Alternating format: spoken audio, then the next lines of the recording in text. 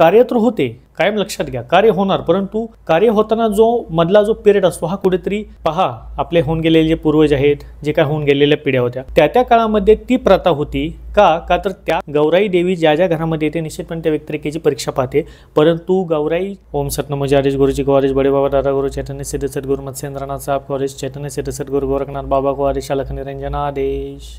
आजचा हा जो व्हिडिओ आहे हा खास करून जो आता गौरी किंवा ज्याला आपण गौराई म्हणतो या सणाच्याबद्दल माहिती देणार किंवा या सणाच्याबद्दल माहिती देण्याचा प्रयत्न आम्ही आजच्या व्हिडिओच्या मार्फत करत आहोत. बऱ्याच जणांचे व्हॉट्सअपद्वारे किंवा कॉलद्वारे काही प्रश्न येत आहेत, ज्याच्यामध्ये मुख्यत्वे जे प्रश्न आहेत ते गौरीच्या आगमनाच्या बाबतीमध्ये आहेत. म्हणजे कोणत्या वेळेमध्ये कोणत्या मुहूर्तावरती गौरीला आम्ही आत घ्यावे किंवा कोणत्या मुहूर्तामध्ये गौरीचं विसर्जन करावे, याचं शास्त्र किंवा याचं मूळ किंवा याचा सिद्धांत हा खरा कसा आहे. याचबरोबर अनेक लोकांचे काही प्रश्न आहेत, म्हणजे जे कुळाचार किंवा जे काही जुनी रूढी त्यांच्या घरामध्ये चालत आलेले आहेत तर त्याच्यामध्ये त्यांना काही बदल करायचे आहेत, तर ते सुद्धा प्रश्न किंवा त्या प्रश्नाची उत्तरे देण्याचा प्रयत्न आपण आजच्या व्हिडिओमध्ये करणार आहोत. त्यामुळे व्हिडिओ संपूर्ण पाहण्याचा प्रयत्न अवश्य करा. पहा, आता गौराई येणार म्हटलं की बऱ्याच जणांच्या मनामध्ये धाकधूक असते किंवा जी काही नवीन गौरी बसवणारे व्यक्तिरेखा असतात किंवा ज्यांनी प्रथमच गौरी यांच्या घरामध्ये कोणी बसवत असेल तर अशाच लोकांचे बरेचसे कॉल आम्हाला येऊन गेले की त्यांचं म्हणणं होतं आहे की आम्ही फर्स्ट टाइम आमच्या घरामध्ये गौरी यावर्षी बसवणार आहोत किंवा आमचं 1 ते 2 वर्ष झालं आम्ही फक्त गौरी बसवत आहोत, तर याच्यामध्ये आम्हाला बरेच वेळा असं वाटतं की आम्ही काय करत आहोत ते योग्य आहे का किंवा त्याच्यामध्ये काही चुकी झालेली आहे का. तर त्यांना आधी मी सर्वप्रथम उत्तर तुम्हाला देऊ इच्छितो की पहा, समजून घ्या, गौराई किंवा जी महालक्ष्मी देवी जी आपल्या घरामध्ये येत असते, मुळामध्ये जी ज्येष्ठ आणि कनिष्ठ या ज्या देवी आहेत हे महालक्ष्मीचं स्वरूप किंवा गौराई ज्यांना आपण म्हणतो. प्रत्येक विभागामध्ये ज्या त्यानुसार ज्या त्याप्रमाणे देवीचं नाव हे पडले गेलेलं आहे, परंतु संपूर्ण महाराष्ट्रामध्ये जे काय आपल्या समाजामध्ये प्रचलित नाव आहे ते गौराई आणि गणपती हेच नाव आहे. मग गौराई ज्यावेळेस आपल्या घरी येते याचं एक सुंदर तुम्हाला उदाहरण मी देऊ इच्छितो की पहा, एखादी जर मुलगी एखादी सासूरवाशीन ज्यावेळेस तिच्या माहेरी जाते, तर ज्यावेळेस एखादी सासूरवाशीन ज्यावेळेस तिच्या ती माहेरी जाते, माहेरी गेल्याच्या नंतर जो तिचा रुतबा असतो किंवा जे तिचं वर्चस्व असते ते दाखवण्याचा प्रयत्न करते. मग तिच्या भावाची बायको असेल किंवा तिची आई असेल किंवा त्या घरामध्ये राहणारी कोणी व्यक्तिरेखा असेल, ही एक पद्धतीचा आपण म्हणूया ना की ती तिचा हक्क दाखवण्याचा प्रयत्न करते. म्हणजे मी किती उच्च आहे, मी किती श्रेष्ठ आहे किंवा माझं जे म्हणाल ते तुम्ही ऐकलं पाहिजे, अशा पद्धतीची जी टेंडन्सी एखाद्या स्त्रियांची असते किंवा एखाद्या ताईंची असते जी माहेर गेलेली, कुठेतरी हीच टेंडन्सी आपल्याला गौराईच्या बाबतीमध्ये सुद्धा पाहायला मिळते. म्हणजे याचा अर्थ आपल्याला काय घ्यायचा आहे समजून घ्या बरं का. शेवटी ही दैवी शक्ती आहे. ज्यावेळेस आपल्या घरामध्ये गौराई देवी येत असतात, या गौराई देवीचं तुम्ही एक ऑब्झर्व अवश्यपणे कराल की ज्या दिवशी गौराई येतात त्या दिवशी तुम्हाला गौराईचे मुखवटे किंवा मुकडे हे सुद्धा तुम्हाला हसत असलेले दिसतात, जेवताना त्यांचे हावभाव बदललेले दिसतात. अनेक ठिकाणी गौराईचं विसर्जन होताना ते गौराईचे जे मुकडे आहेत ते तुम्हाला उतरलेले दिसतात, म्हणजे नाराज असलेले वाटतात. म्हणजे जसं आपण म्हणत ना की एखादी सासूरवाशीन माहेरी जाते, माहेरी गेल्यानंतर जो तिला आनंद प्राप्त होतो, जी वर्चस्वती गाजवते आणि माहेरनं परत सासरी जात असताना तिच्या चेहऱ्यावरती एक पद्धतीचा उदासीनता असते, असं कुठेतरी आपल्याला गौराईच्या मुखवड्यावरती किंवा गौराईचे जे मुखवटे असतात त्याच्यावरती सुद्धा आपल्याला पाहायला मिळते. यातनं मी बोध काय घेतो, सर्वप्रथम मी तुम्हाला अवश्य सांगू इच्छितो की ज्या लोकांकडे गौराई येत असेल, ज्या घरांच्या लोकांमध्ये गौराई बसत असेल, निश्चितपणे ते प्रत्येक घर हे नशीबवान आहे, ते पुण्यात्मक घर आहे ज्यांच्या घरामध्ये गौराई बसते. याचं रिझन, ज्या घरामध्ये गौराईचं आगमन होतं, ज्या घरामध्ये गौराई बसवल्या जातात, गौरी बसवल्या जातात, त्या घरातल्या कर्त्या पुरुषाचं आणि त्या कर्त्या पुरुषाच्या बायकोचं म्हणजे त्याच्या पत्नीचं निश्चितपणे देवी म्हणजे देवी गौराई ही परीक्षा घेत असते. ही परीक्षा कशी असते पहा, तुमची दमछाक होणे, तुम्हाला लवकर न सुधारणे, वादावाद होणे किंवा किरकिरी होणे.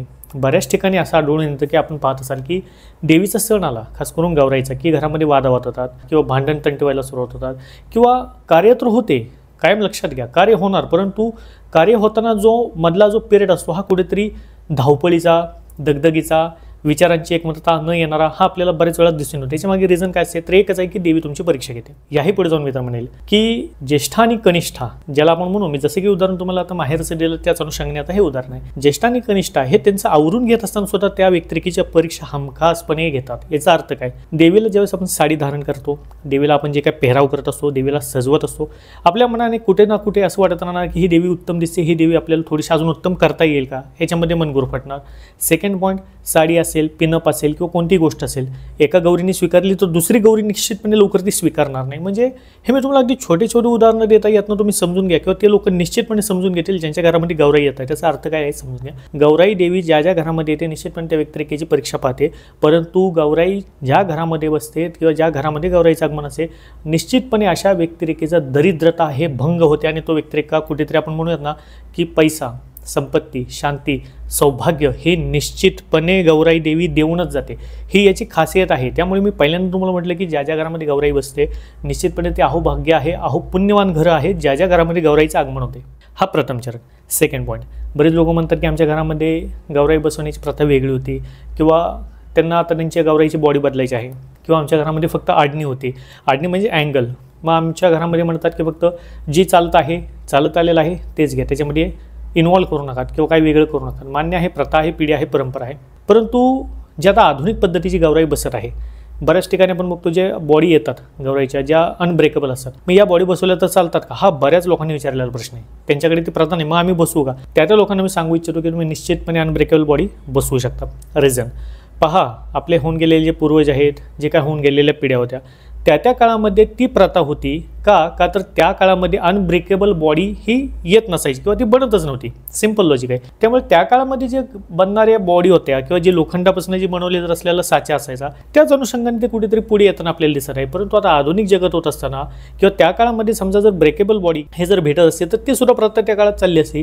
परंतु त्या काळामध्ये जर समजा ती प्रथा नव्हती, तेवढी आधुनिकता नव्हती, तर निश्चितपणे येणाऱ्या काळामध्ये ती आता आधुनिकता आपल्याला मिळत आहे, जेणेकरून आपला मार्ग सुकर होत आहे.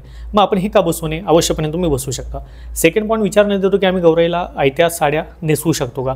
मार्केटमध्ये आता प्रथा चालू आहे, प्रचलन चालू की गौराईच्या डायरेक्टली साड्या ह्या आयत्या येतात किंवा तुम्हाला डायरेक्टली ड्रेस मटेरियल जे गौराईच्या साडी नऊवारी नेसल्या जातं ते तुम्हाला नेसवायची गरज नाही, ते डायरेक्टली तुम्हाला पॅचअप किंवा पिनअप केलेलंच पूर्णपणे मिळतं, ते तुम्ही घालू शकता. तर ते आम्ही घालू का, हा सुद्धा एक प्रश्न खूप जणांनी विचारला.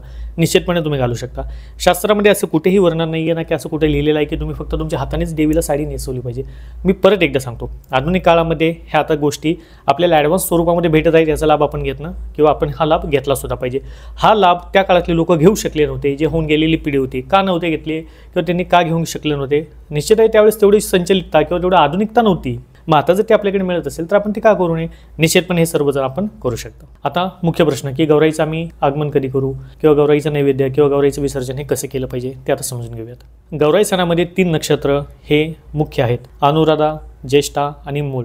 अनुराधा नक्षत्रावरती गौराईचं आगमन हे होतं. ज्येष्ठा नक्षत्रावरती गौराई ही जेवण करते, तर मूळ नक्षत्रावरती गौराईचे विसर्जन होते. हे तर सर्वश्रुत परंपरा आपल्याकडे चालत आलेली आहे आणि ही चालत सुद्धा राहणारच आहे. आणि या वर्षीच्या बाबतीमध्ये जर विचार केला तर पहा, या वर्षी जे आपल्याला नक्षत्र भेटणार आहेत, मग अनुराधा नक्षत्र ज्या नक्षत्रावरती गौराईचं आवाहन होतं किंवा ज्येष्ठा नक्षत्र ज्या दिवशी पूजन केलं जातं किंवा देवीचं नैवेद्य अर्पण केलं जातं आणि मूळ नक्षत्र ज्यावरती देवीचं विसर्जन केलं जातं, या वर्षी आलेले हे तिन्ही नक्षत्र हे संपूर्ण दिवस आपल्याला सापडणारे आहेत. त्यामुळे ज्येष्ठा नक्षत्र असेल हे संपूर्ण दिवस चालणार आहे, अनुराधा नक्षत्र असेल तेही संपूर्ण दिवस चालणार आहे आणि मूळा नक्षत्र सुद्धा संपूर्ण दिवस चालणार आहे. मग आम्ही गौराई जी आहे ती कोणत्या वेळेमध्ये खऱ्या अर्थी घेतली पाहिजे किंवा ते आम्ही घरामध्ये कोणत्या वेळेमध्ये घेऊ ते आता तुम्ही नोट डाऊन करा. आता गौराईचा आगमनाचा मुहूर्त तुम्ही नोट डाऊन करत असताना प्रथम चरण ही समजून घ्या की अनुराधा नक्षत्र जे आहे ते संध्याकाळी किंवा रात्री 8:04 हे असणार आहे. त्यामुळे तुम्हाला संपूर्ण ठिकाणी हेच दिसेल की गौराईचं जे आवाहन आहे किंवा गौराईचं जे आगमन आहे आपल्याला रात्री 8 वाजण्याच्या पूर्वी थोडक्यामध्ये करायचं आहे. याच्यानंतर जर विचार केला तर या दिवशी येत आहे मंगळवार, ज्या दिवशी सप्तमी तिथी बट ऑब्वियस असणार आहे. तर दुपारी 3 ते 4:30 हा राहू काळ असणार आहे. त्यामुळे हा सुद्धा वेळ, हा तुम्हाला तर जसं माहिती आहे की राहू काळामध्ये कोणतेही शुभ मांगले कार्य करत नसल्यामुळे हा सुद्धा वेळ आपल्याला वर्ज्य करायचा आहे. मग आपल्याला वेळ नक्की भेटतो तरी कोणता किंवा कोणत्या दिवसाच्या किंवा कोणत्या वेळेमध्ये आपण ह्या गोष्टी करू शकेल किंवा गौरीचं आवाहन आपण करूयात, तर तो नोट डाऊन करा. हा टाइम तुम्हाला मिळणार आहे सकाळी 11:15 वाजल्यापासून दुपारी 2 वाजेपर्यंत. हा टाइम तुम्ही परत एकदा मी सांगत आहे, सकाळी 11:15 ते दुपारी 2 वाजेपर्यंतचा जो टाइम आहे, याच्यामध्ये संपूर्णपणे जी काही तिथी चालणार आहे, तिथी मंडळाचा जे काही वेळ चालणार आहे, ते शुभ मंगल प्रसंगासाठी योग्य असणार आहे. या वेळेमध्ये तुम्ही निश्चितपणे गौराई तुमच्या घरामध्ये घेऊ शकतात. आणि याच्यानंतरचा जो वेळ आहे हा फारसा मला तर वाटत नाही किंवा पंचांग किंवा इतर गोष्टी किंवा जे काही मुहूर्त आहेत त्यानुसार किंवा या संपूर्ण घटनाक्रम पाहता हा वेळ योग्य किंवा ही योग्य वेळ असावी. कारण ज्या अनुषंगाने गौराईचं आगमन हे घरात होतं ते मॅक्झिमम संध्याकाळच्या पिरियडमध्येच केलं जातं किंवा संध्याकाळच्या प्रहरामध्ये होतं. हे आपण पाहत आलो आहोत किंवा ऐकून सुद्धा आहोत. परंतु पहा, समजा दिवसामध्ये राहू काळ चालणार असेल, इव्हन त्याच्यानंतरचा जो वेळ आहे किंवा जी काही घटिका आहे ती व्यवस्थित नसेल, तर मग बेस्ट आहे की जो वेळ मी तुम्हाला सांगितला या वेळेमध्ये तुम्ही गौराई या घरामध्ये निश्चितपणे स्थापन करू शकता.